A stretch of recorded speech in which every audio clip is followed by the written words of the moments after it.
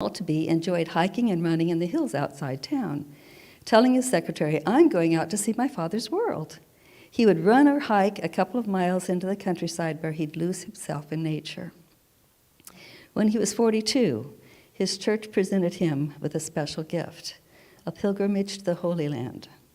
With great excitement, Maltby departed by ship.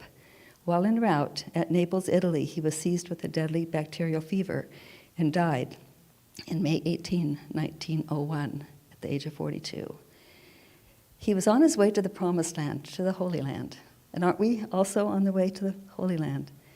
And on the way, we need to appreciate God's world because it's just a touch of heaven here, isn't it? And as we sing this song, it does mention the little birds in one of the stanzas. It's just a beautiful song. And the very same year that he died, his wife wrote a bunch of his poetry down in little books, in a little book. And this was part of his "This Is My Father's World." We don't have all 15 stanzas, but we'll sing the ones in the hymnal. It's number 92.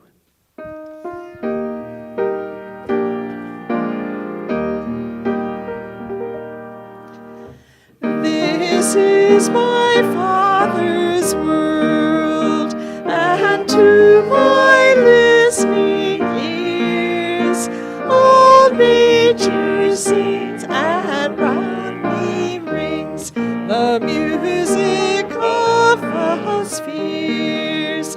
This is my Father's world.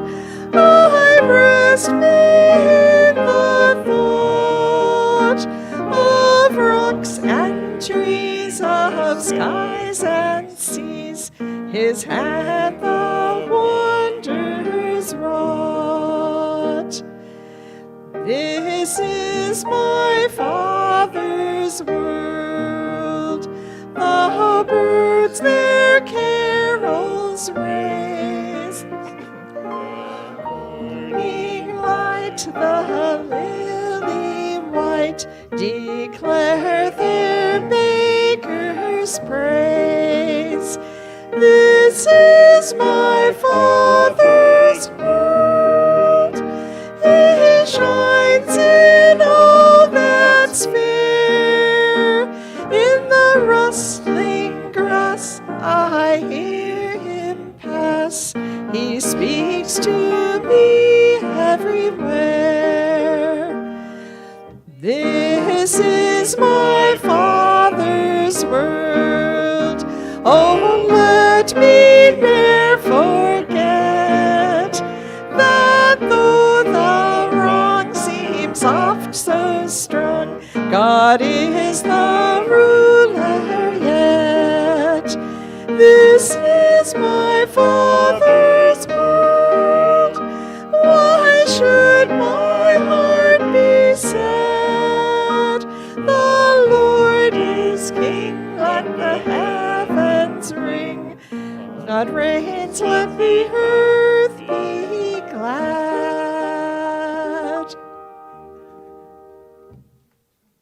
Thank you for singing. Thank you. Well, we are going to turn the time over to John Gatchett. He's a lifelong educator, and he's been a birder for, I mentioned before, since he was the age of 7. And he knows his stuff. And so this is going to be a little touch of heaven. So thank you so much for coming.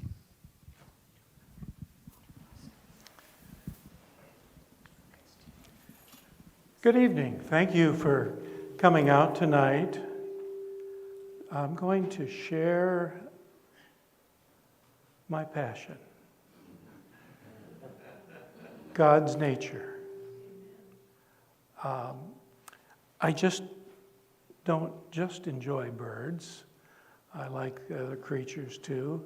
And whenever I am out birding, I'm always looking around at other things. It's a vehicle for getting in touch with God. Just like some people fish, just like some people do other things in nature, hiking and so forth. I do like to hike too.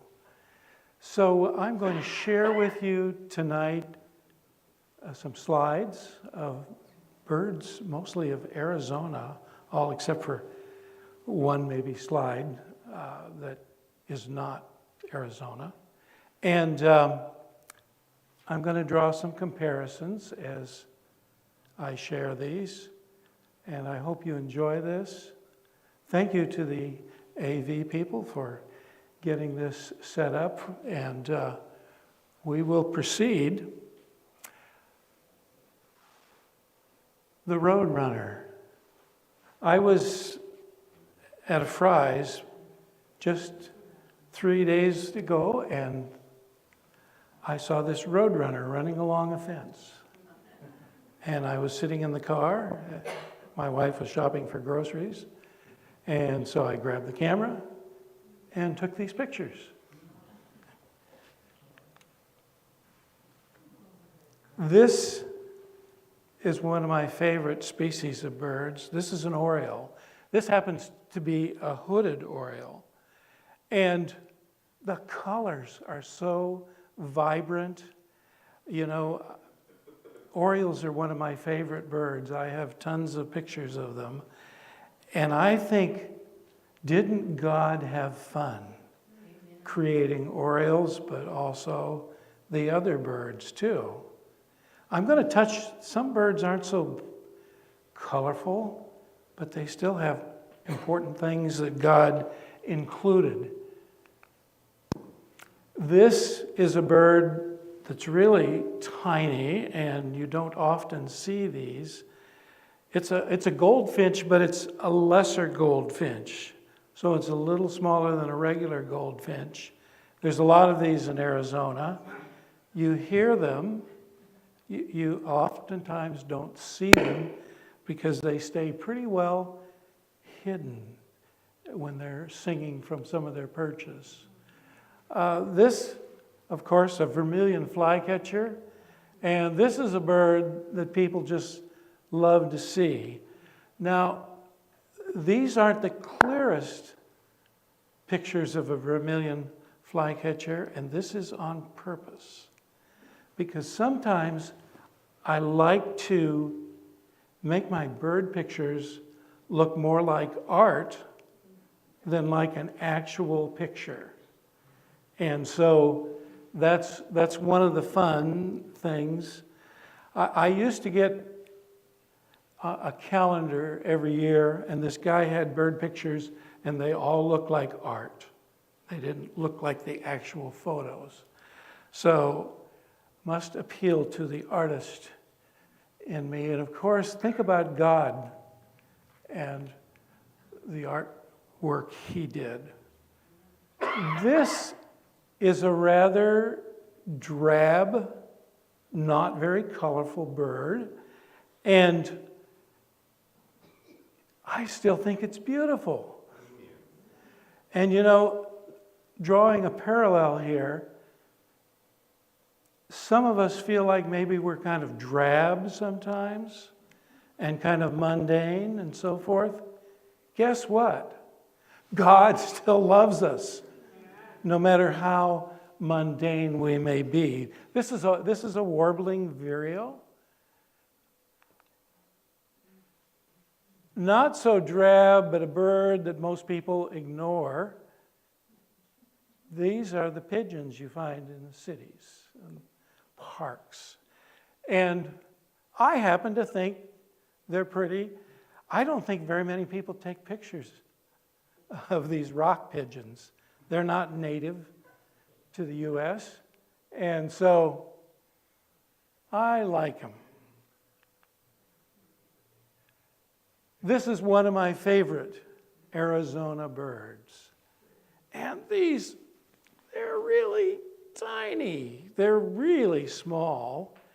And sometimes you're lucky enough to see them. And this is one of the flowers they like to be on. They like to pick insects off the flowers.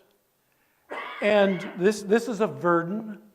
And what I love about the verdin is that little red patch there. And then they got this beautiful yellow head. And then the rest of them is kind of gray. You know, I think God loves contrast too, doesn't he? Oh, they're really noisy. How many have ever heard a verdin that you know of? They scold and scold and scold when you go out in the yard. It's the bird. It's if you go out in a wash here, you're guaranteed to have just walk a quarter mile. You may have 7 or 8 of them, and they're just going shee shee shee shee shee all the time. Another shot of the verdin. Again, I just love the feathers. Notice the feathers, how they lay there. This one's playing peekaboo a little bit. And again, one final shot. I am just blessed when I see the verdins. And I'll hear them when I'm out, and I still, if I've seen one, I've seen 2, I'll still look at a 3rd and 4th one, because you don't want to pass them up. Okay, this is a sapsucker, a woodpecker type bird. And I took these pictures over in Phoenix in a park a couple weeks ago, and a friend of mine told me that this bird was there, and I spent about an hour looking for it before I found it. And then when I found it, I got to take some pictures, and I actually got to show another birder where the bird was too. There's another shot. Notice the red under the chin. They're just so very colorful. And one final shot. People don't usually see these. Usually these are in the mountains, and they're not easy to see. They're pretty skittish. Okay. Coot. Some people might say, why would you even look at a coot, let alone take a picture of a coot? Okay.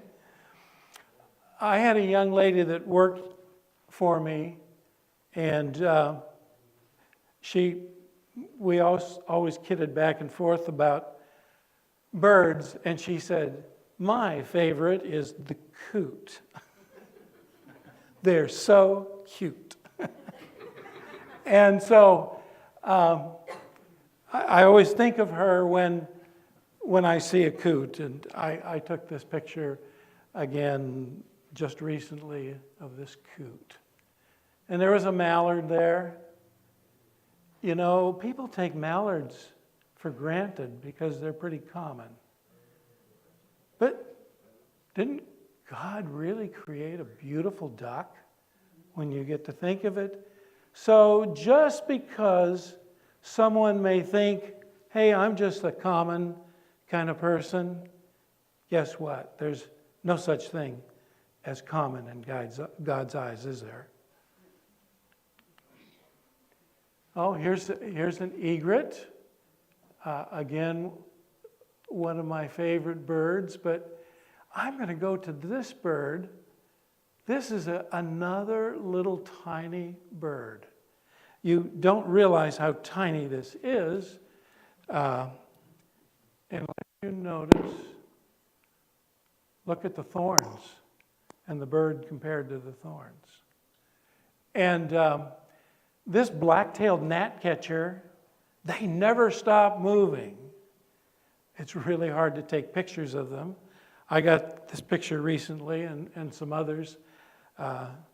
It stopped moving. And I just think they're kind of a fun bird. Look how their toes grip the branch. But what's amazing to me about a lot of birds is they can land on these branches with all these thorns and they don't get stuck. And I think this reminds me that God protects us because we live in a world full of thorns. We live in a world that's full of sin. I included one rare bird. This is an eastern warbler. And it's easy to remember the name because it's a black and white warbler. So this was in Yuma West Wetlands. And here's a picture from underneath, which I like to get unique perspectives. Because you know what? God doesn't look at us in just one way. He looks at our uniqueness, our specialness. This is a little warbler, and it looks not too spectacular. You really can't see. There's orange hidden under those feathers.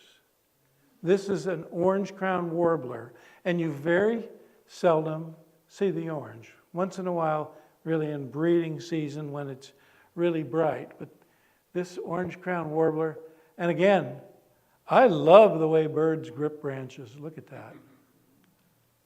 Truly amazing. God's gave them the ability to land and stick. Here's another shot of an orange-crowned warbler from underneath. Oh, this is a noisy bird. These birds hardly ever stop making noise. I like the sounds of nature. That's one of my really favorite things sometimes is just to stop and listen to all the bird sounds. Yes? Are these birds male or female? We haven't been talking about males or females at all, so I wonder if they all look alike. No, they don't. Most of the pictures have been males, the woodpecker and so forth. This one, I'm not sure. I think it's a male. Some birds you just can't tell. That woodpecker I showed you, that Williamson sapsucker, the female is just all brown. There's no color on her. More discreet. Yes. So this is a black phoebe, and they make a phoebe sound a little bit like that, and when you approach them, they always fly. You don't get very close. They're really hard to take pictures of. I took this picture just recently of this black phoebe. This is a trick picture. You know, sometimes Satan deceives us and we think we see something and it's really not what we're looking at. You see is this part of the beak there? It sure looks like it, doesn't it? It's his tongue. It may be his tongue hanging out, actually, when I took this picture. Birds have pretty long tongues. Woodpeckers have a tongue that really wraps around in their head, even, so their tongues are really long. So that's what I think this is. And this is our songbird. I love this song because they make a bunch of bird songs. They imitate other birds. As a matter of fact, they might fool you into thinking other birds are in the area. This is a northern mockingbird. Interesting story. You know, we have damaged God's kingdom, haven't we? We pollute it, we do a lot of things. Northern mockingbirds are primarily found in the south in the United States. They used to be further north. They were captured and used for songbirds by the thousands. And it depleted the birds that were in the north. They're starting to make a comeback and moving further north. You Yes. And I had to include, I know most people would think, oh, what an ugly photograph of a turkey vulture. But did God create this bird? Yeah. And there are reasons why God created this bird. If we didn't have turkey vultures, yes, a lot of dead animals would not be cleaned up. Things would be more stinky, and we'd have more disease. Because carcasses of animals can be a place where diseases start. God created this head with no feathers so that they can reach inside the carcass and not get all dirty on their heads. I threw this picture in.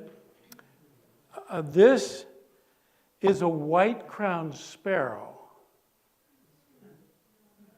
But it doesn't look like a white-crowned sparrow. It's a juvenile white-crowned sparrow, and starting maybe to get a little white, but looks nothing like an adult. And I put this picture in, I think, to remind us that with our young people, we've got to remember that they are juveniles and they're not adults, and we need to take care of them. Oh, this is a Gambel's quail. This is the quail you find all around here, and you hear them quite often. They do this. They call to each other. They do quail talk. You can actually, I imitated a mountain quail one time, an adult, and called the chicks to me. And the parents were not happy. They were not happy. So I wouldn't do that again. That was mean. Fascinating hummingbirds. There's an invasion of this hummingbird right now happening in Yuma. And this is Anna's hummingbird. There are a lot of them. You go out and you see more and more of them. They like to come to the feeders. You can't see very well, but it's got red up on its forehead, and this is red down here. This is fascinating. God gave birds and animals the ability to adapt. And some people call it evolution, but it's the ability to adapt. And this hummingbird, at one time, existed mostly in Southern California and Northern California, a few in Arizona as well. This bird has gone, their numbers have increased. They've gone all the way to Alaska. I remember the first time I saw one in the state of Washington and was real excited. They are so very common, like even Washington and Oregon. This is the Anna's hummingbird. Here's one talking. They are really noisy. You can usually tell when an Anna's is around, but if you think one's around, or even if you don't think one's around, you can often just pish, psh, psh, psh, psh, psh, psh, like that. Annas will come to you and perch and look at you. They're curious. I love how this one's perched and not being speared. Okay, this is a desert bird. If you've seen this bird before, it's probably flying in the desert. You don't often see them perched. They're incredibly hard to photograph. I was lucky to get these photographs Well, no, I wasn't lucky. Every time I get a really good photograph, you know who gets the credit? God. Even when I find a really good bird, I just say a prayer of thank you. So I love the red eye. And these look really black. This one's in the sun. And those feathers, if they're turned just right, are iridescent. You know, sometimes if we turn just right, we look iridescent, don't we? There's another. This is a male. The females are brown with white wing bars.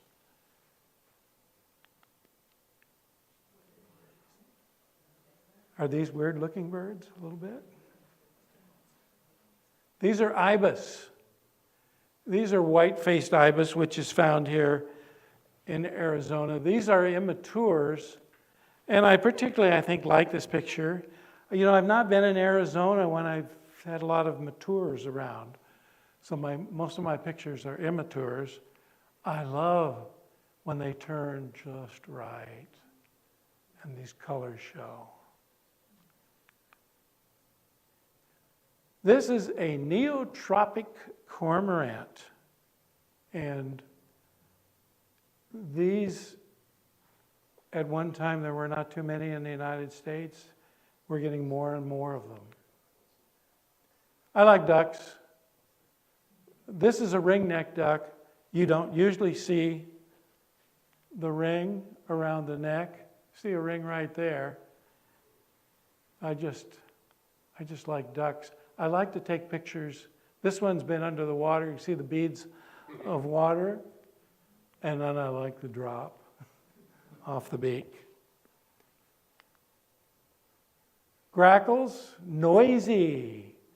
These are probably the noisiest Arizona birds there. Do you know someone that's noisy? That makes a lot of noise?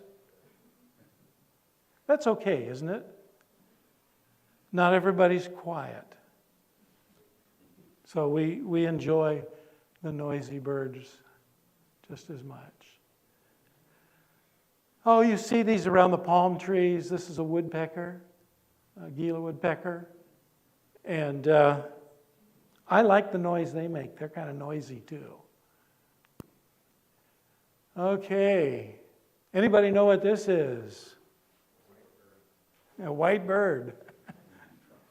This is a Caspian tern. And I really like terns. You don't see a lot of terns, at least in this area, but that was taken in Yuma. This is a ground dove, and you don't usually get this close to them. They usually burst into flight and fly away. I think mourning doves are really pretty. A lot of times people don't take a good, close look at what God created. They don't stop, slow down, observe, take a look. I have binoculars, so I can look at the birds and look at them for more than just a second. It's interesting that the Lord made fish and birds on the same day, and those feathers look like scales. Mm-hmm. They do that. Yes, they do. I like the eye ring and just the patterns.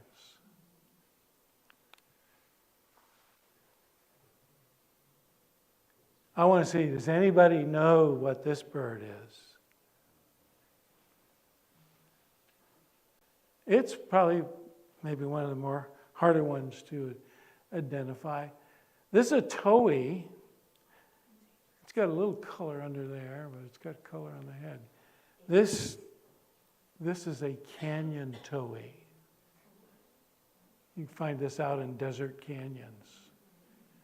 Oh, not such a good picture, but I threw it in. This is a kestrel, one of my favorite birds. You know, the world would be in trouble without birds like the kestrel, the American kestrel. They keep the mice population down. We might be overrun with mice without some of these birds. Oh, this is another bird story. This is a Eurasian collared dove. Does that give you a hint of, where it might have originated from? I think it was before 1980, this bird species was not in the United States.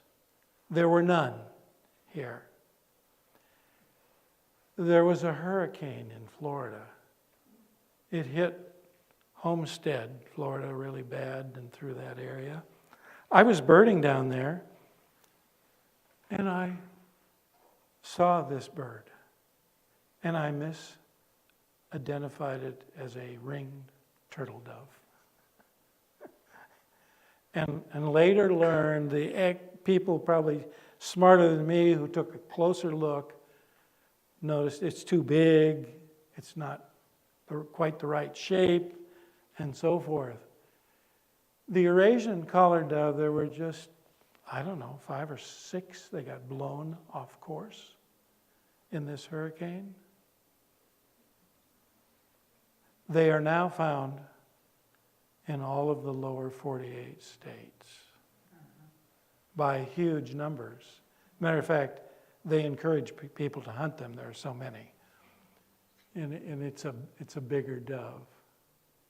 And these are the doves that make all the noise. They shout down the mourning doves. Oh, quickly, long-billed curlew. They're really colorful underneath their wings. Really a spectacular bird. Oh, great blue heron. I'm going to move along quickly. This is a picture I just took recently at Yuma West Wetlands. You don't see this bird a lot of times unless it's flying. It was hidden in the woods, just waiting for something to pass by, preferably another bird. And this is a Cooper's hawk. And this is an immature. I love the patterns. Red-tailed hawk, they look nothing like the red-tailed hawks up north. Matter of fact, the first time I saw one in Arizona, what? What is that? If I had my way, I wouldn't have the cactus wren be the state bird in Arizona. This would be the state bird. I think it should be the state bird. But people probably wiser than me. This is in Yuma West again, wetlands. It was just sitting along the path. God put that bird there, and He let it stay there. And I took many, many, many pictures. And I liked the way it was just sitting and resting. Because Feathers up like that. Is that always up like that? His feathers on his head? Repeat what you said. are the feathers always like kind of sticking up like that? Yes. Bad hair day. Yeah. There's a shot. I just think the colors on this bird's head. I was so close to it. I was as close as Marty is to it when I was taking the pictures. I love to look at detail.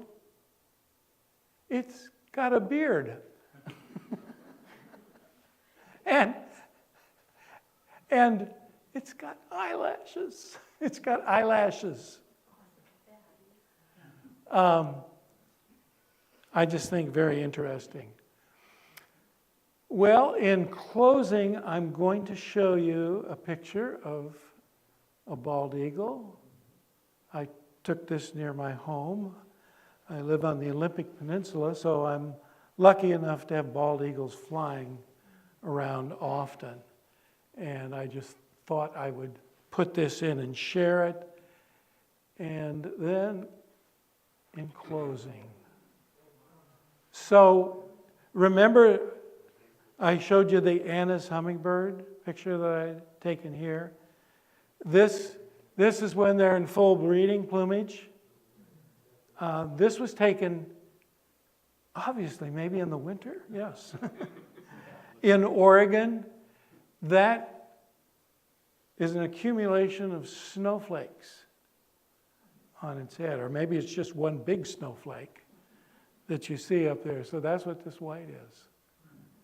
And this was in my yard, and I got down and was crawling toward it with my camera, and then I got close enough and took this picture.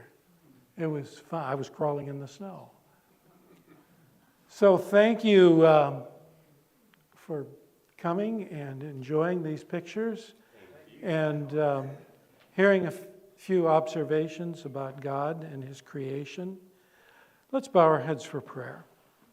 Father in heaven, we just thank you so much for your love, for your care for each one of us, for your care for nature and for the animals and the birds. We thank you that you have blessed us with nature that draws us closer to you. We just can't thank you enough for that. In Jesus' name, amen.